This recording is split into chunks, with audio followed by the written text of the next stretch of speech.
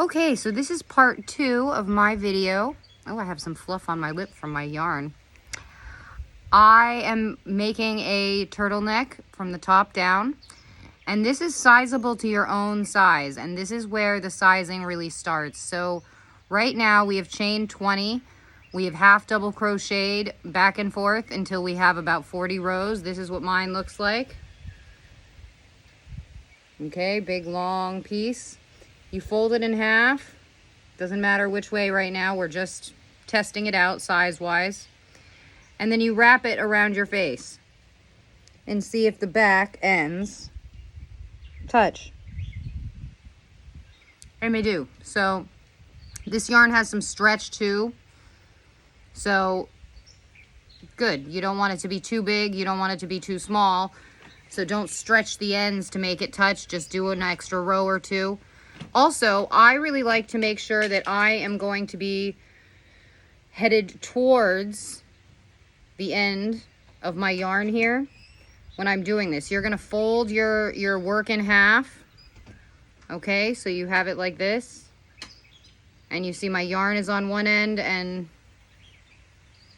the tail that I started with is on the other. This is the start of your cowl. So if 40 rows is too small for you, keep going until it fits around your face. It does not matter size-wise. It does not matter in any other way other than it's going to fit you for your size. Smaller, too. If it's too big, you can take out a couple rows until it fits around your head. So this is very customizable. I've made it for my son, who is 9 years old.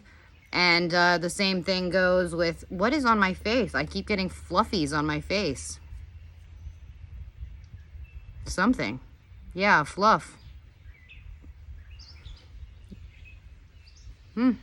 Well, anyway, that's embarrassing.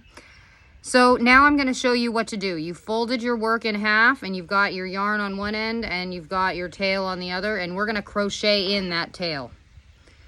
So I've got my hook and I am going to slip stitch the ends together.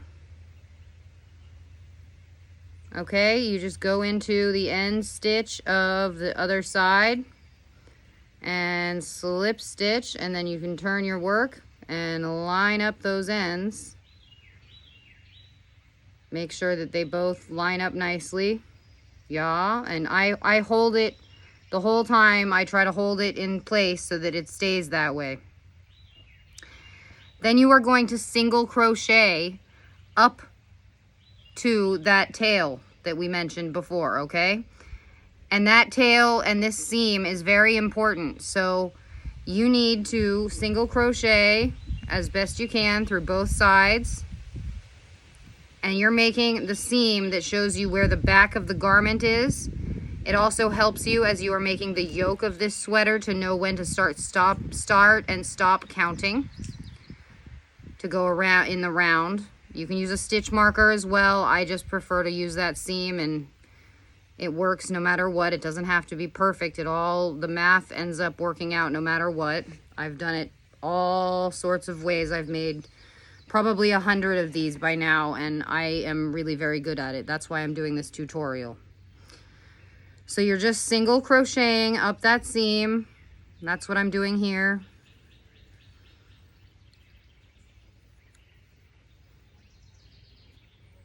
And this has suddenly turned into a cowl. If you, by the way, just want to make a cowl and stop, this is the way to do it. If you want to make a cowl with a yoke, you can also stop whenever you want before you make sleeve holes, and it turns into a cowl with a yoke, which is called a fisherman's cowl, I have learned. My husband really likes those because they tuck under other sweaters really nicely, so you can have a turtleneck under a pullover sweater, and or jumper if you're from the UK, and you will have a really nice warm winter garment. So my seam is almost done here, and then we are going to crochet around the raw edge of this garment here. Oh, I think that was a half double crochet. It just looked like one anyway, but it's a single. Okay. So then you're going to take that little tail and you're going to hold it to the edge of your yarn here, and you're going to crochet that end right into your work. So if you can see, I'm doing 1 stitch, a double crochet into that final seam there, and then I'm going into the next area and I'm doing a double crochet, and you're going to double crochet all the way around in this raw edge, holding this seam right in, okay? And that tail will just be part of your work. It will be wound in so it doesn't come out, and you have nothing to worry about. So once you have gotten all the way around, we will come back and I will revisit this and show you what to do next.